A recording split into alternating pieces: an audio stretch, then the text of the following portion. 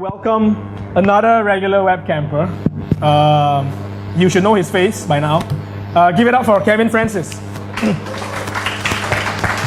And again, you can tweet your questions as well, conversation stuff.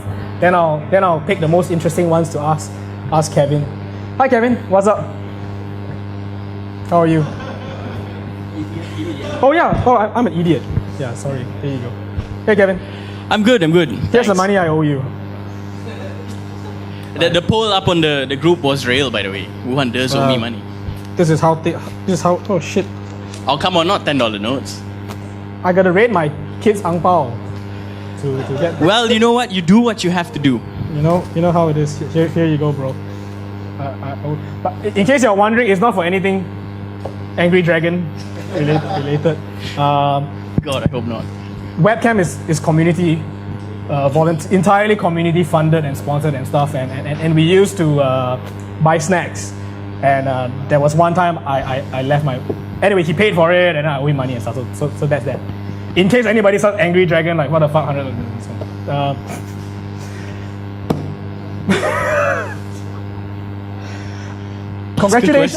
Congratulations on getting your new a new position at Antiques Studio.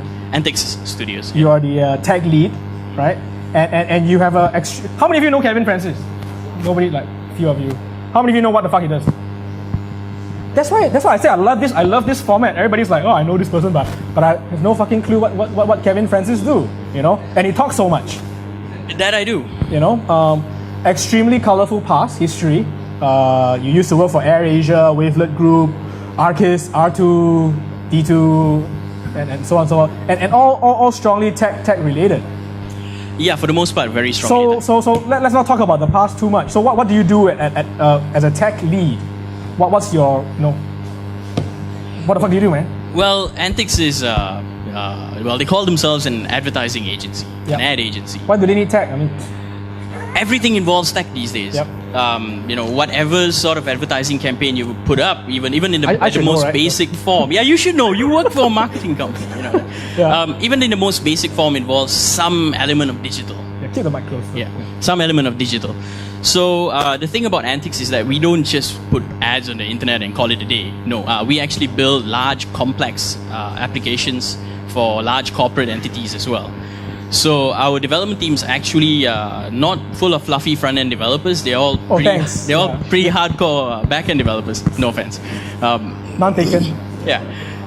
So I've been brought into Antiques to take charge of the team, introduce new technologies, and to make it function more like a software development team instead of just an agency tech, sideshow.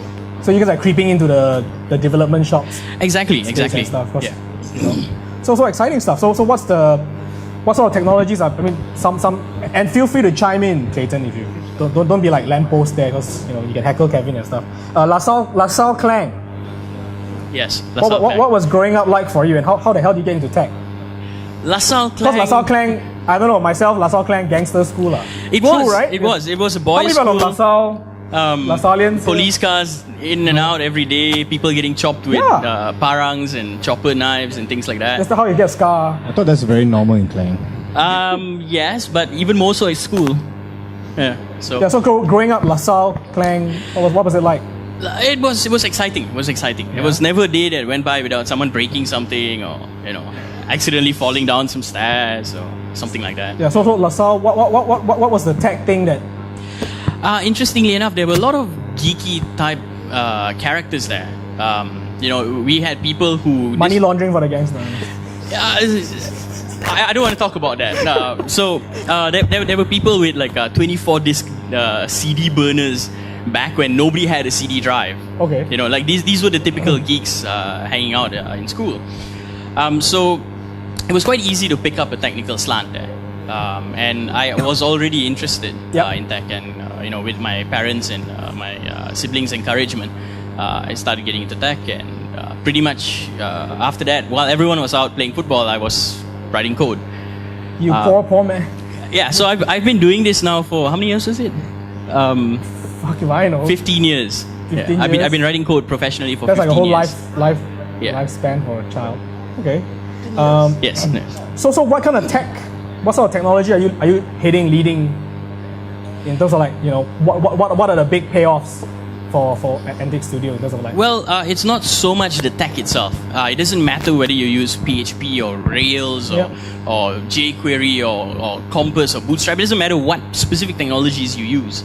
They help, but it's more the methodologies that go into it. What is the development process? What is the process starting from the client all the way down to the developer? If things don't happen in the proper order at the proper times, when they get to the developer, he'll start work and you'll discover that this is not what the client wanted. Even while developing the product, there's a lot of things like testing regimes that need to be put in place. So we will be adopting a lot of agile methodology moving forward. Yeah. So as a digital agency, right? You guys are always just doing client servicing. You're creating things for clients and stuff. Yes. Do you do any product development at all? Like for everyone. Or it's always just anything that you guys do are already paid for by somebody. A lot of times, the client comes to us with a problem, a specific problem or need, and it's up to us to come up with a solution for it. So we might not scratch a personal itch, but we are very much involved in the process of creating products for the clients. Yeah. So they might come to us and say, we want to revitalize a particular section of the business. How do we do that? Yeah. And we have to come up with the answer. Whether it involves creative marketing or advertising or technology as a whole package, that's up to us. So how many programmers do you have? Currently the team is 5. 5 programmers. Yes. We are growing though. So I mean, the reason why I asked you that question is that I think most of the webcam attendees here are also very much into the startup thing, blah blah blah, and so on and so forth, and the CTO role and the developer role, basically the hero champion role, come out there and solve something and do some epic ape shit and build a product and become a Mark Zuckerberg and stuff and so on and so forth. How the fuck are you keeping these 5 people, like, you know, staying put and shit? Well, or you just don't tell them about webcam? No. To create an Clayton brought environment. his gang here, right? Yeah. Not He's about to lose after. To create an environment where people want to stick around, it takes a few different things. Like, you got to think about it personally. When you go to work, what do you want? You want some amount of career development. You want some amount of personal growth. You want some amount of satisfaction. You want a pat on the back sometimes. Yeah. You want to go home feeling that you've contributed to something that matters. Yeah. And you want to basically be proud of your work. You want to be able to tell your friends, yes, I worked on that thing. And so the reason I joined Antics, I was actually freelancing for them for about a year, was that the work was interesting and it was exciting. You know, so it was an attractive prospect. So you're 5 people, and you have how many developers, Clayton? Including me, 7. Well, he's got more than you. Yes, well. Okay, wait. Tech team's the smallest your team, 5 people, are they like experienced veterans or they're fresh, or what's your mix like? We have 4 veterans and 1 junior, but very enthusiastic, and I think he will soon start challenging the veterans. And what's your makeup like? 30. So 1/3 of it is interns, 1/3 is junior, 1/3 is senior. Sorry, say that again. 1 set is junior. No, so mix of intern, English, junior, mate, English. and senior. Mix of juniors. Okay. The reason why I ask is that I think webcam sometimes gives the illusion that the only way to make it in this tech thing is to be a founder or an entrepreneur and stuff and so on and so forth. But the flip side to that is that you can actually be a professional team player, a professional team developer, right? Yeah, definitely. And it's actually a very, very good time to be a team player. Would you agree? There are all these companies out there struggling, like fighting tooth and nail to get developers, just normal developers, even junior level developers. I think all 3 of us here right now. Yeah, all 3 of us actually. All 3 of us. That's very, very, very true. That's We're all like cross hiring as well. And we're cross hiring as well. Stealing each other's stuff. So what I want to share, I mean, what I want to tease out of you guys, right? You successfully got five people. You got successfully 7 people. What is it that you guys are doing? Okay, let's start with the easy question first. What are you guys doing differently? And I'm not trying to steal ideas to keep developers and stuff. But maybe you want to share like what are you doing to Well, anything to you be wanna frank, share? it's to be because I'm frank. awesome. Yeah. I mean, that's it. That's all I got. Any of your guys here? No, not tonight. No. Because you're awesome. Yeah. And that you are. Okay. Yeah. To put it. They look up to you, right? They look up to you for inspiration. No. I think that's a bit presumptuous of me to say about myself. Or is it your Lasalian connection again? Like, No. if you leave, I know where you fucking live. No. A lot of it has to do with the work you're doing. So, for example, if you work somewhere where you're always doing the same thing, you're doing it well, your company's doing well, you're being paid well, but you're always doing the same work over and over again. Like you keep building like landing pages, or you keep building WordPress themes, or you keep doing one particular thing again and again, day in and day out. You will go so brain blindingly bored. You will want to leave. So you're giving it a purpose, right? So you're basically hired based on the fact that, hey, this is what we are, we're an advertising line, we are doing tech, we're doing solutions oriented towards this. Yes, So well, you're finding that- I'm a recent hire, so someone else hired them. But this is the But that's what spirit in you- which they were yeah. hired, and this is the spirit I'm going to be moving forward with. Yeah, okay. So, for example, we're not going to have specialists anymore. Like, for example, we won't have like clear-cut back-end and clear-cut front-end people. There'll be a mix of both. Everyone will be able to do everything. You want to make the unicorn. Yes.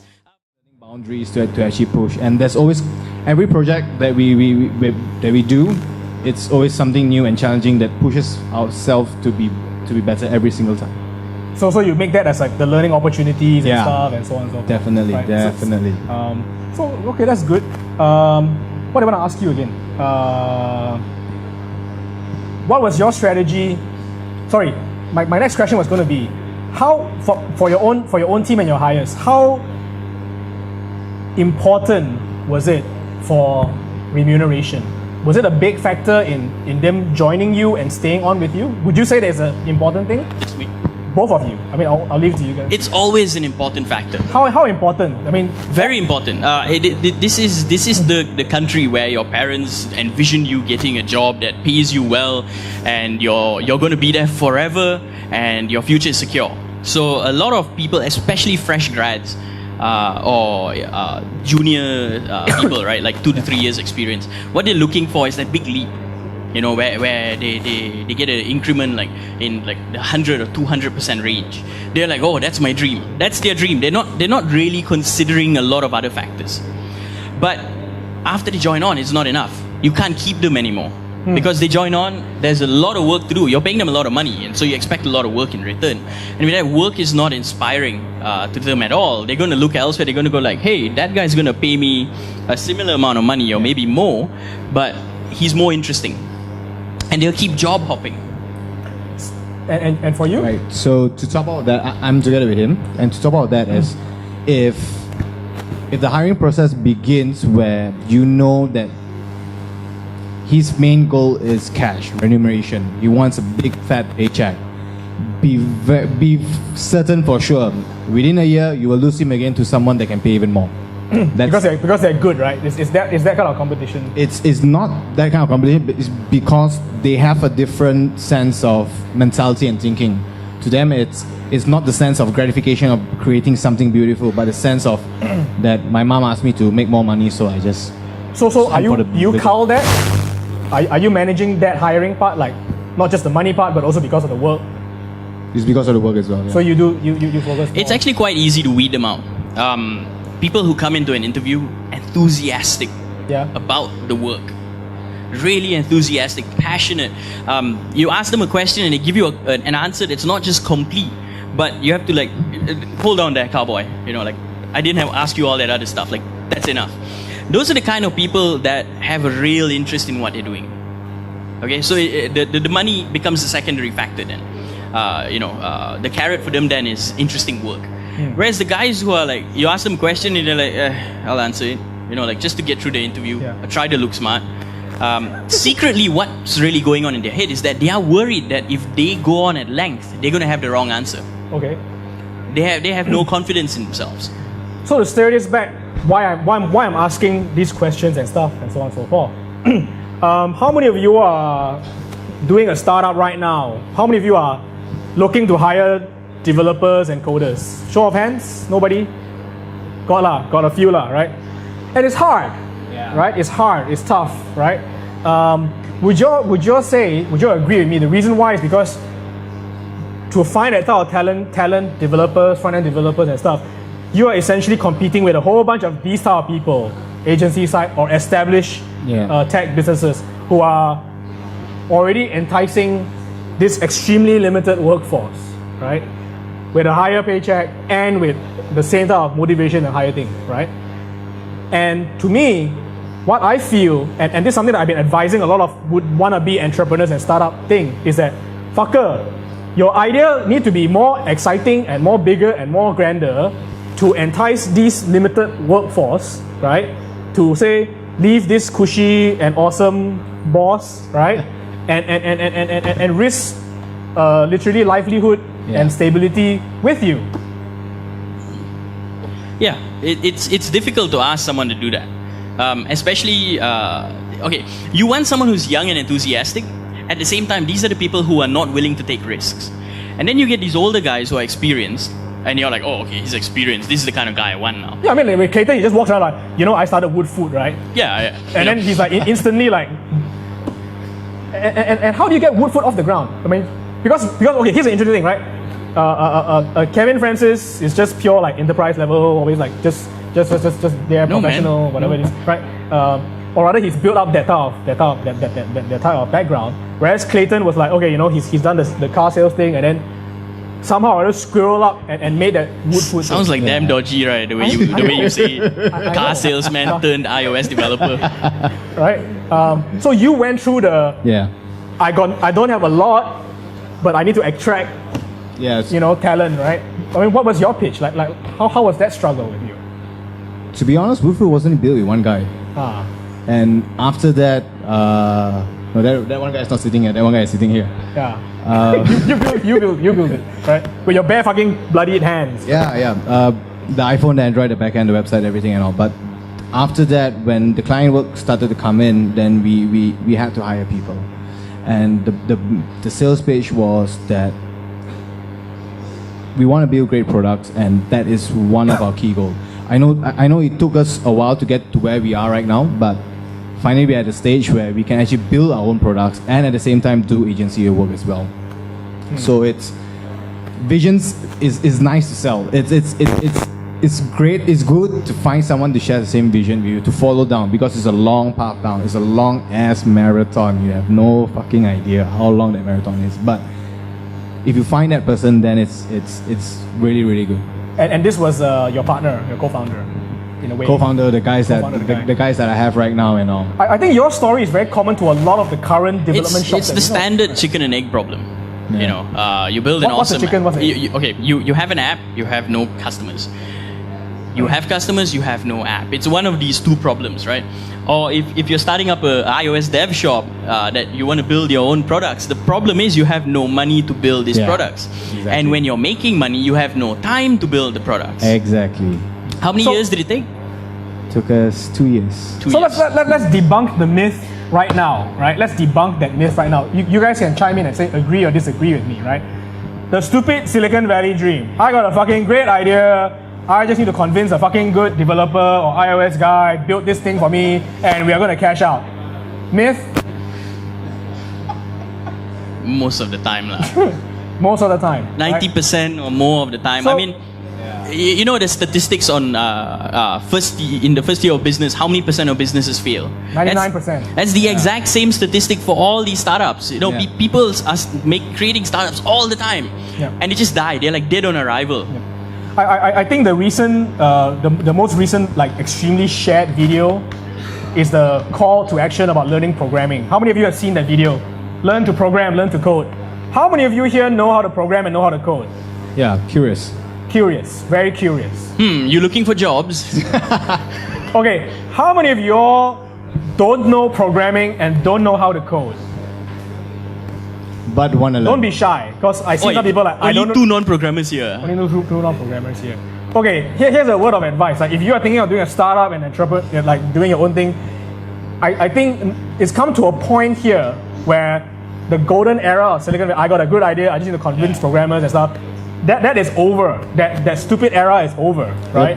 The new era is you better know how to code, you better know how to build the product, and you build it to get yourself that credibility. Yeah. You got to have something, at least a proof of concept, at least a prototype. If you have something that works, you can show them in your browser, tell them, hey, sign up, register. It doesn't have to be complete.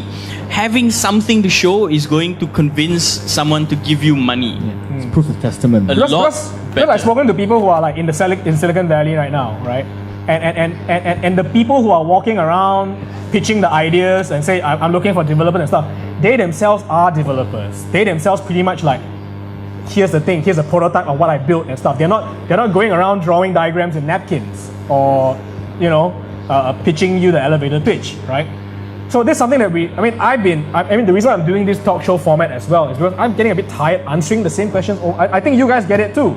Oh dear right? God, every day. Every fucking day. So I'm hoping that we can open this up and just share this thing, and then we're getting the video recording and stuff and so on. My favorite stereotypical question is, hey, how much to build a website like Groupon? Every week, people, week. Stop asking me this. So let's answer that once and for all now. How much is it to build a website like Groupon? Yeah. Once and for all. That's $500,000. Kevin, $500,000 ringgit or US? Quality wise, you give me $500,000 ringgit, you can get something. You give me $500,000 US, you get something. Okay, $500,000 ringgit. You want to build a Groupon clone? Kevin Francis, ladies and gentlemen. All right. No, I won't build it. That's just the cost. No way. I'm not getting involved in any of this. Let's pull out Twitter for now, and let's see if anybody's like still paying attention to our little. This is the talk show format, right? If you like the talk show format, let me know. If you hate the talk show format, tweet about it. Let me know, and then I'll decide what to do at next webcam. How do you find this talk show format? I get to talk, so I like it. But the people who listen, that might be the problem. But seriously, guys, do you gain a benefit out of this format? Do you want more talk show? Do you want less? Yeah. Do you want a mix of the old and the new format? Everybody is like, whatever, I'm just torrenting Life of Pi 1080p right now. How much would you hire a junior dev? Your market rate? I honestly don't know right now. I just joined a new organization. Out of your ass hat. Your own like that. Out of my, let's see. I would start at 3K? Start. Clayton? As a business owner? What's your... It depends on... Oh yeah, it depends on whether it's competent. I only hire competent Let's say competent. Yeah, okay. Let's say competent. Is it junior dev as in fresh grad or... Fresh grad, but it's got projects. By what? Projects? Got skills. Yeah. Got skills. Yeah. Can show you I built something. Can show you I built something. 3 would be a nice figure. 3K? Yeah. It's a nice figure. Already he can do... He knows his shit lah. Okay. How many fresh grad programmers are there right here? Nobody. Wow, we have a whole bunch of like old, Come on, I met a whole bunch of PHP programmers just now. old salty dogs. Like fuck you lah. We're gonna invest in a space startup now. Your thoughts on Vision's space call for space stuff?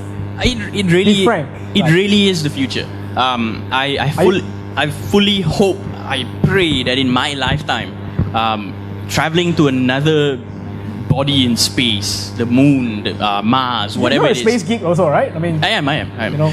My greatest dream is to when I die, I want it to be in space. you're, Yeah, when I'm old, like that's fucking like- macabre, but okay. like when I look forward and like to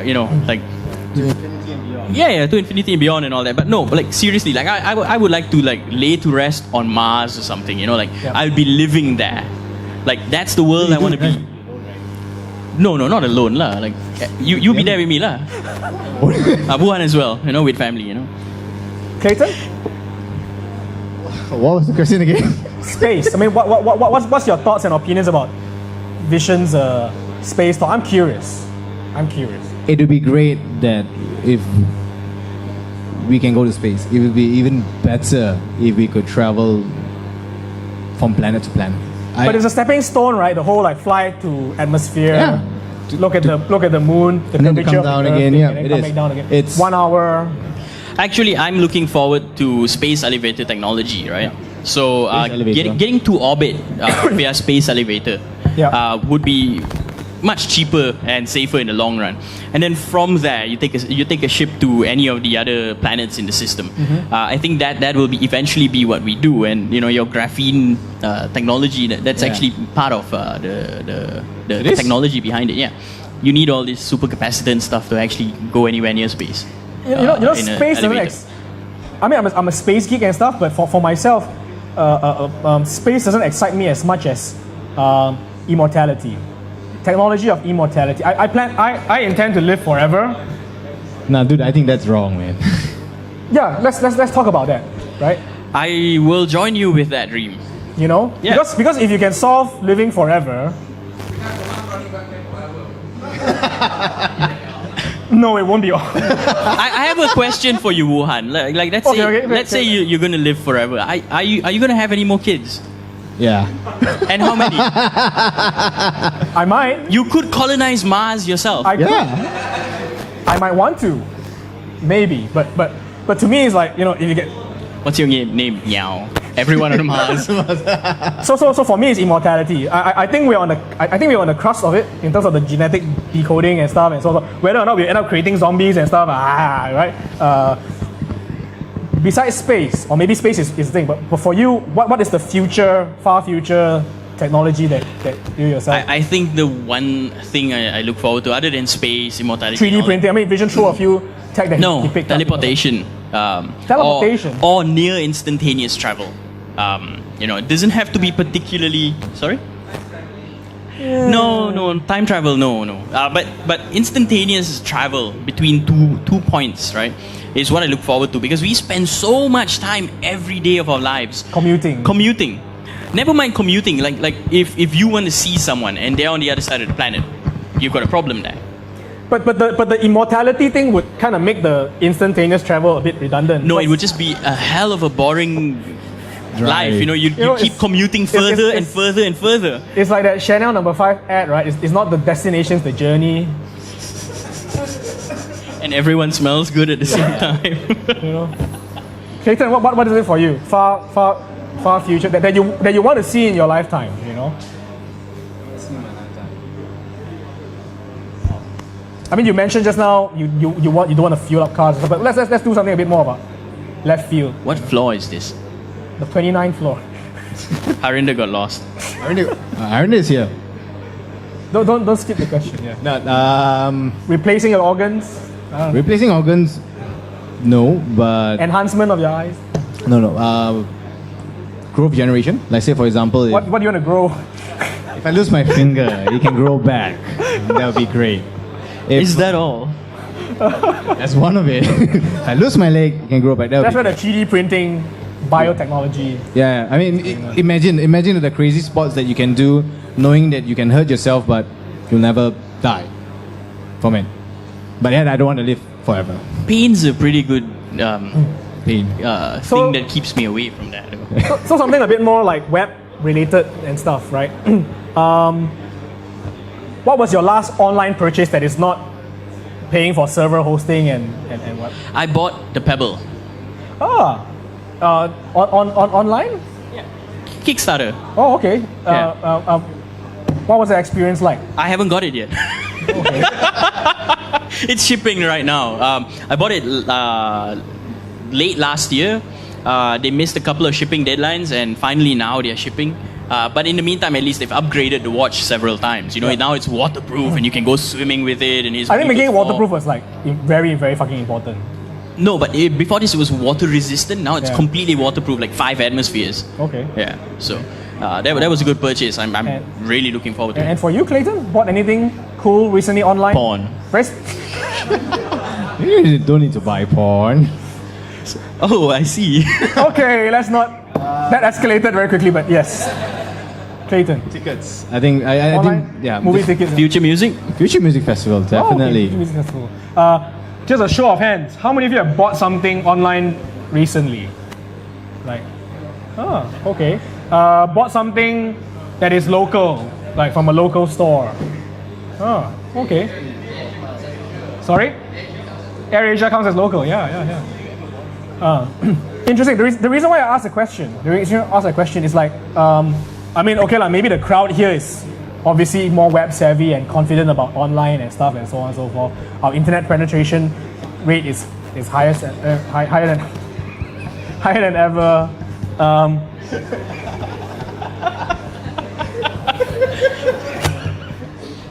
This is just going downhill, right? One of the things that I'm trying to enable more of is how to get small businesses to transact online. There's still no easy solution. I mean, if you've seen the WP Malaysia Facebook group page, right? The most frequently asked thing is, how to do online shop. How to build an e-commerce website. How to do e-commerce website. Do you have plugins for that?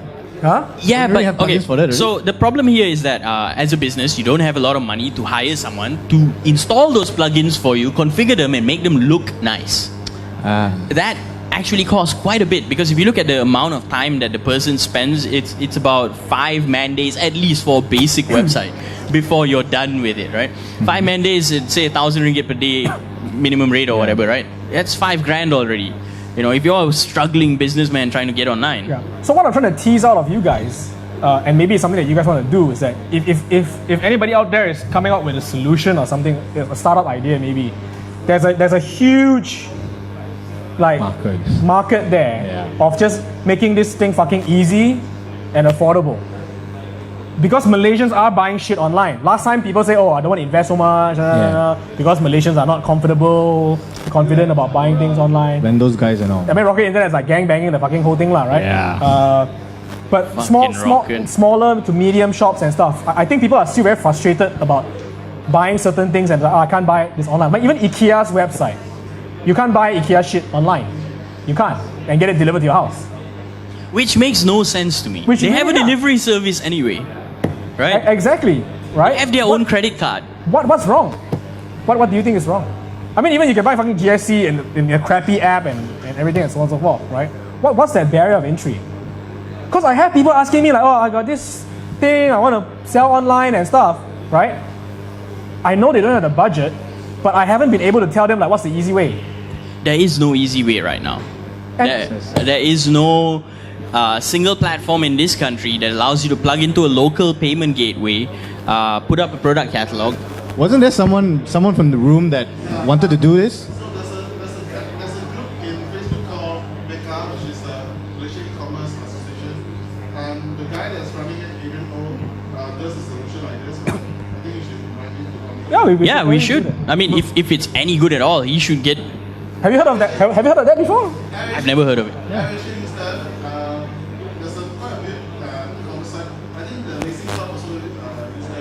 Did you say AirAsia? I'm not sure if this is a good thing or a bad thing. Okay. Yeah. They have the AirAsia like trinkets and stuff like that. And I think there's some lingerie shop or something like that. That would be the most logical market actually. The number of lingerie dealers online is crazy. How many people here sell lingerie online? How many people here have bought lingerie online? Kelvin had to think.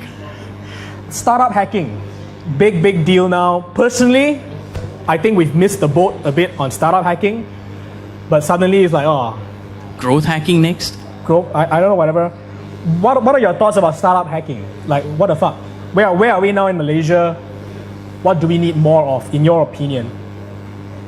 And I respect your opinion because we answer this question all the time. We need more talent. The problem is... what kind of talent? Okay. Like, all those struggling startups that can't find a programmer that can code to save their lives, that's killing our startup industry here. Everybody's moving their... Say that again, because I think that's very important. Yeah. You can't find a programmer that can code to save his life. You can find a lot of programmers in this country. Nobody actually knows how to code. It's so weird. Like, I interview so many people every year, right? And none of them seem to know what they're doing. You say you've been doing this for 2-3 years and yet you don't know what you're doing. Like, I'm asking you simple questions here. It's like WordPress theming does not qualify you to become the CTO at a startup. And the reality of it is that as far as the old model of addressing this issue, right? The only reason we have this thing right now is because my numbers and I'm chronologically challenged, right? Back in my era, IT and programming was the in The thing. 60s. Fuck you lah. Right? IT and programming was the in thing. You know, every Asian parent was like, oh, you gotta go into programming and go into IT, and everybody was That's getting the problem. and everybody was getting into it, and nobody knew what the fuck was it about, and then suddenly you got a whole flood of things, and they can't do jack squat. That is the Shit. problem. I was in a class of 64 people for the first year of computer science. Out of that class, 63 failed and dropped out. I was one of them. Okay, and the one person that actually passed now works at a bank as like a loan officer or something. What? Serious? Yeah.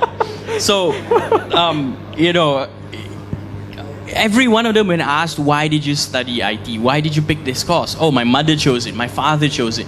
They had no interest. This is the kind of thing you must have an interest in. You know, you cannot become a rocket scientist and, you know, have no interest in launching rockets into space. You cannot become a computer scientist and have no interest in computers.